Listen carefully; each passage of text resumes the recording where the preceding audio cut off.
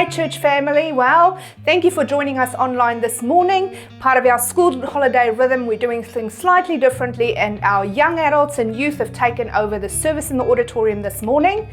And for you, we have a wonderful service by John Tucker, who is the Carey Baptist College principal, and he is going to do a message on our true heroes. So sit back and enjoy. In the meantime, here is our WBC video.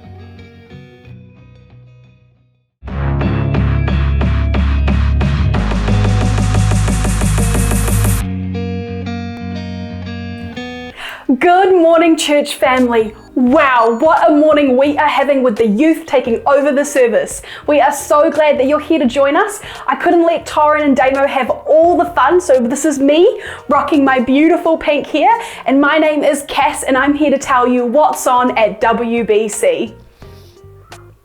To remember and celebrate Pentecost, 24/7 Prayer are hosting a prayer initiative where for 10 days non-stop they'll be praying across Aotearoa. We would love for you to get involved with our WBC whānau and praying. If you'd like to book out one of the days or maybe do a couple hours, please get in touch with Olga. This is an amazing opportunity to pray as we head into Pentecost, and we'd love to have you join us. Calling all men, fathers, sons. If you love a great game of rugby, then we have an event for you. On Saturday, the 18th of May, we are taking a big group of men to go watch the Blues play the Highlanders. Now, if this is something that you'd like to come along to, you need to RSVP to Mark by the 5th of May, and he's going to book all the seats so you guys can sit together and cheer really loudly for the Blues. We hope to see you there. Our next growth group topic starts on Wednesday the 8th of May. Now this is going to be facilitated by Mark Powell, and the topic is why do you believe, feel and act as you do. Now this is 7 p.m. on Wednesday nights in the WBC lounge, and we'd love for you to come along and get amongst the discussion.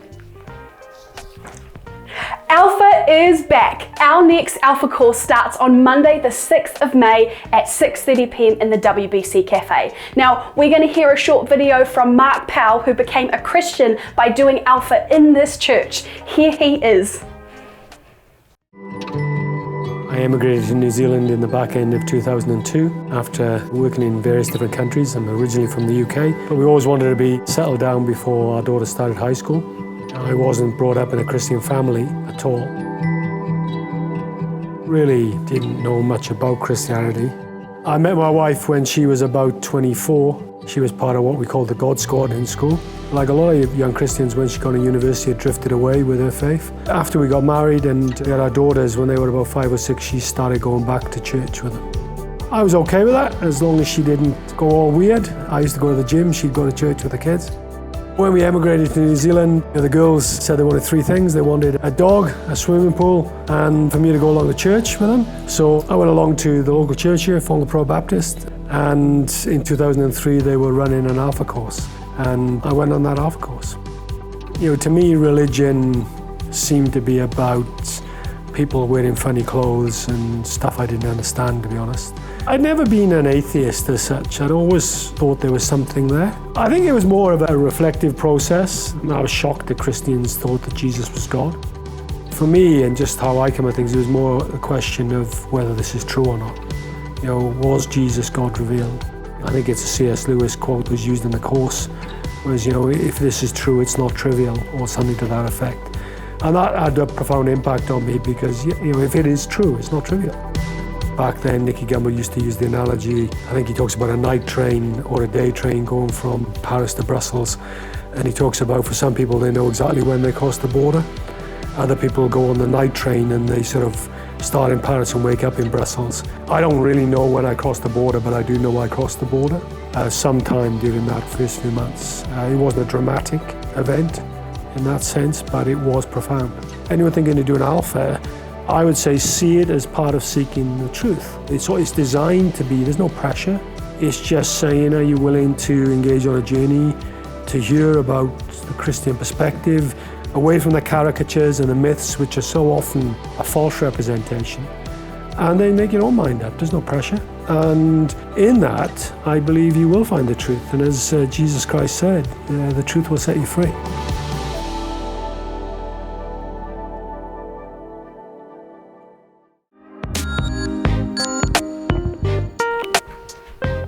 Next up, we have our Encounter Young Adults Conference. Now, this is happening on May 11th from 2 to 8:30 p.m. We have keynote speaker Paul Saunders, as well as workshops. There's going to be a dinner and worship. Now, this is open to all young adults, not just those that come to WBC. The cost of this is $30, and you can register by heading to the WBC website and going under the events tab. We would love for you to come along, connect with others, and connect with Jesus, and let's enjoy our time together as young adults.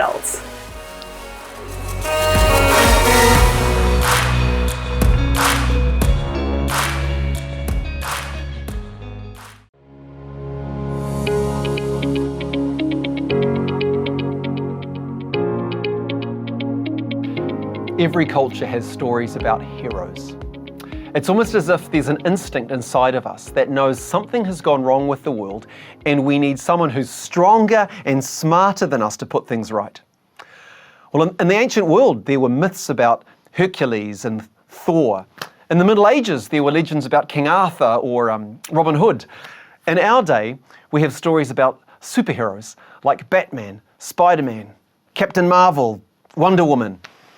As a kid, my favourite was Superman. I wanted to be Superman. I wanted to be faster than a speeding bullet. I wanted to be stronger than a locomotive. I wanted to be able to fly. But most of all, I wanted Superman's chest. That magnificent Superman chest with the great big red S on it. Probably because I've never had that kind of chest, the kind of chest that would accommodate such a curvy letter. A less curvy letter, perhaps, like an I or a lowercase L. But that's by the by. In Jesus' day, Israel was waiting for a Superman. They called him Messiah, the Anointed One. And they expected him to be a powerful king who would defeat Israel's enemies in battle and put everything right. Their hero. And the central claim of Christianity is that Jesus is the Messiah, the King, the hero who has come to fix this world. He's the Anointed One in whom all our deepest hopes and longings are fulfilled. Our true hero. This morning, I'd like to spend some time focusing on him, on who Jesus is and what he came to do. And let's do that by reflecting on a remarkable story in John chapter 11. Now, this story is about two sisters, Mary and Martha, and their brother Lazarus. They lived in Bethany, which is just a little village in Judea, just out of Jerusalem. And they were three of Jesus' dearest, closest friends. He loved them. So one day when Lazarus was seriously ill, with his life hanging in the balance, his sisters send word to Jesus with this message: Lord, the one who you love is sick. Now, understandably, Jesus says to his disciples, let's go back to Judea. But they say, Rabbi, a short while ago, the Jews there tried to stone you. The authorities in Jerusalem want Jesus dead, and he knows this. But he heads to Bethany anyway. Let's pick the story up at verse 17 and see what we can glean from Jesus' encounter with Martha, Mary, and Lazarus. Verse 17, on his arrival, Jesus found that Lazarus had already been in the tomb for 4 days. Now, this is significant. The Jews believed that for 3 days, the soul of a dead person remained near the body, hoping to re-enter it. But by the 4th day, with the body decomposing, the soul departed. Jesus wants us to know that Lazarus is truly dead. There's no hope for Lazarus. Verse 18, now Bethany was less than 2 miles from Jerusalem, and many Jews had come to Martha and Mary to comfort them in the loss of their brother. When Martha heard that Jesus was coming, she went out to meet him, but Mary stayed at home. Lord, Martha said to Jesus, if you had been here, my brother would not have died. But I know that even now God will give you whatever you ask. Jesus said to her, your brother will rise again. And Martha answered, I know he will rise again in the resurrection at the last day. And Jesus said to her, I am the resurrection and the life. The one who believes in me will live even though they die. And whoever lives by believing in me will never die. Do you believe this? Now, this is an astounding claim. I mean, Jesus is saying, I am the Lord of life. I am the source of life. In other words, I am God. A lot of my friends would say, I really admire Jesus' teaching. Love your enemies, that kind of thing. Jesus was clearly a great moral teacher, but I don't believe he's God. I think many people in New Zealand would say the same thing. But it's not intellectually honest to say that, because if, as this text says, Jesus claims to be God, it demands a much more radical response. As C.S. Lewis once famously said, you only have three options. You can either denounce him as a liar, reject him as a lunatic, or fall down and worship him as Lord because he's God. There are only three choices. What you can't do is say moderately and tolerantly, he was a wise teacher.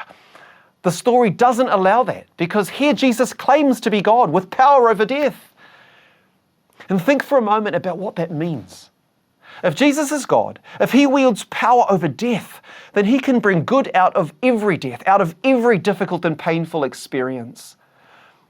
Look at a man like Charles Colson. He was a hugely successful lawyer, served as special counsel to President Nixon in the White House.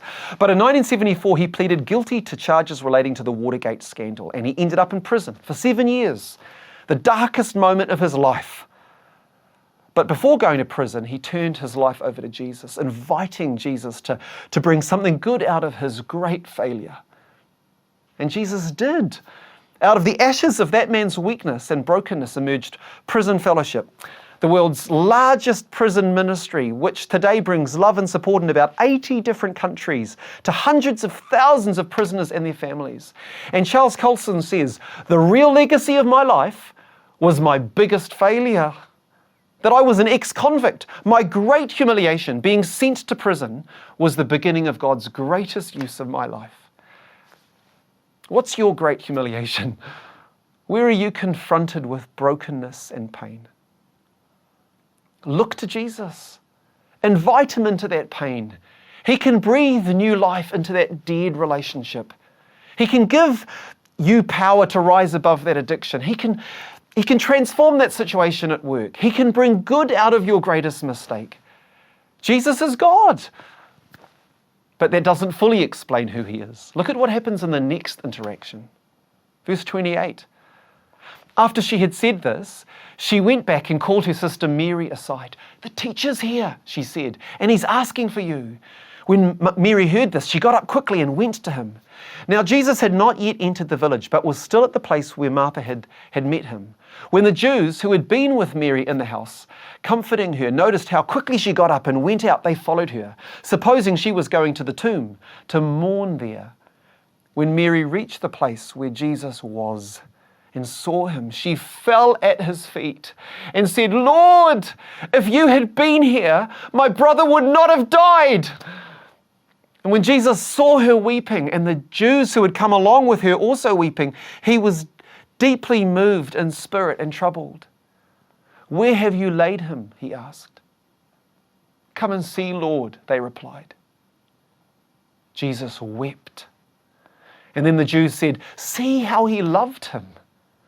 The word translated wept does not mean quiet and polite sniffling. It means loud wailing. Jesus breaks down sobbing beneath the weight of Mary's grief and his own pain. Now we might think if he were really divine, he wouldn't be so emotionally vulnerable. But he is. In Jesus we see divine power joined to human weakness. This story suggests that Jesus is both fully divine and fully human. No other religion agrees with this. No other religion believes that the transcendent creator, the author of life, became a weak, limited mortal who felt the full horror of death. It's unique to Christianity, and it's uniquely comforting. When I was a student at Carey, I remember reading the work of Nicholas Wolterstorff, a philosopher, professor of philosophy. He lost his 24-year-old son, Eric, in a climbing accident. And Wolterstorff later wrote a book called Lament for a Son, in which he traced the anguish of his loss as he struggled to come to terms with it. And this is what he wrote. He said, there is a hole in the world now. In the place where he was, Eric, there's now just nothing. Only a gap remains. The world is emptier. My son is gone. Only a hole remains, a void, a gap, never to be filled. I've become an alien in the world. I don't belong anymore.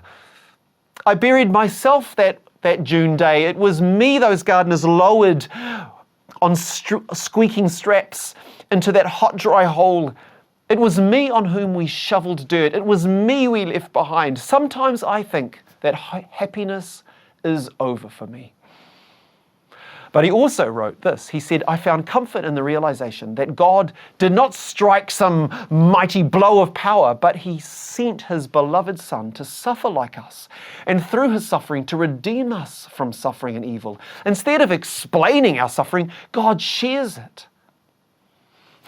He loves us enough to enter our pain. And it's this paradox that Jesus is both divine and human that in my mind makes him so beautiful, so remarkable.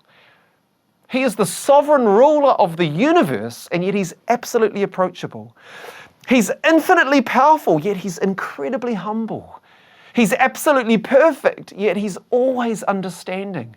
He's unbelievably strong, yet he's so tender and gentle. He is lion and he is lamb. He's God in the flesh. He understands, in other words, he understands your weakness. He sees your struggle. He feels your pain. He grieves with you. But of course, this leaves us with a question. Why did he do it? Why did absolute power have to enter into our weakness? Well, let's go back into the text. Verse 38 says that Jesus, once more deeply moved, came to the tomb. It was a cave with a stone rolled across the entrance. Take away the stone, he said.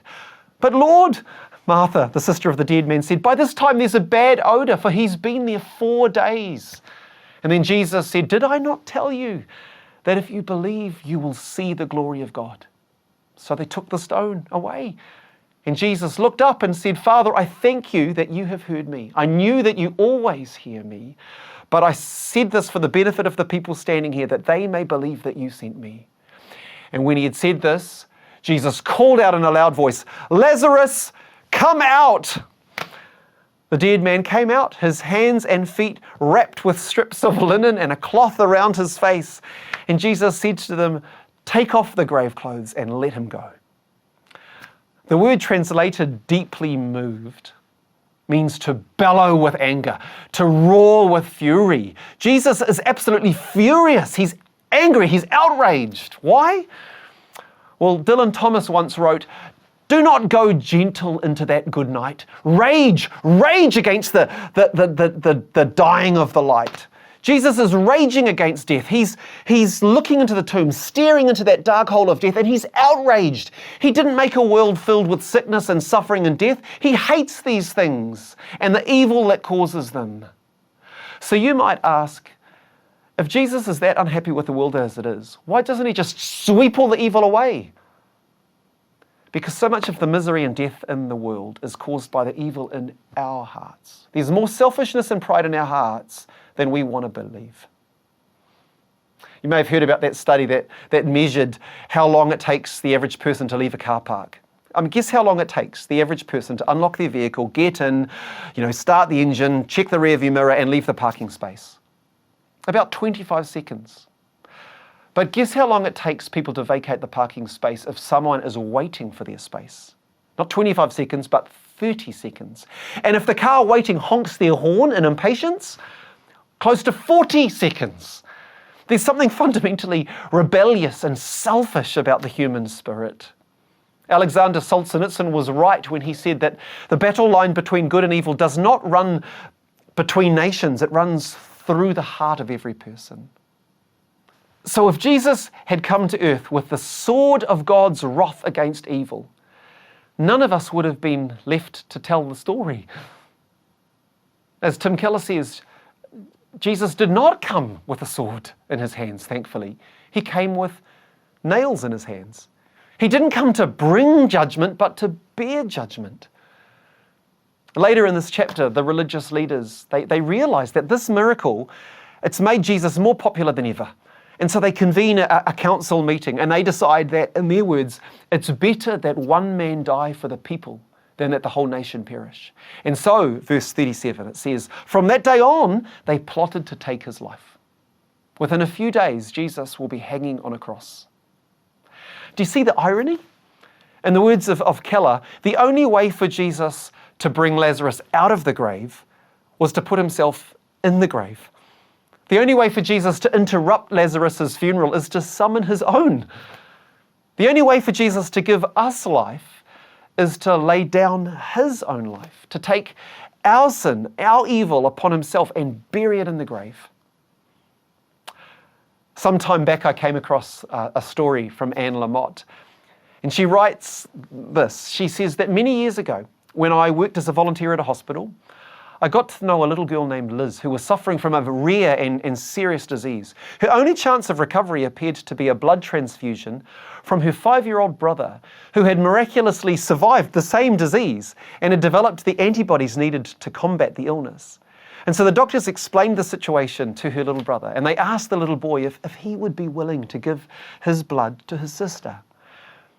And Lamott says, I saw him hesitate for only a moment before taking a deep breath and saying, yes, I'll do it if it'll save her.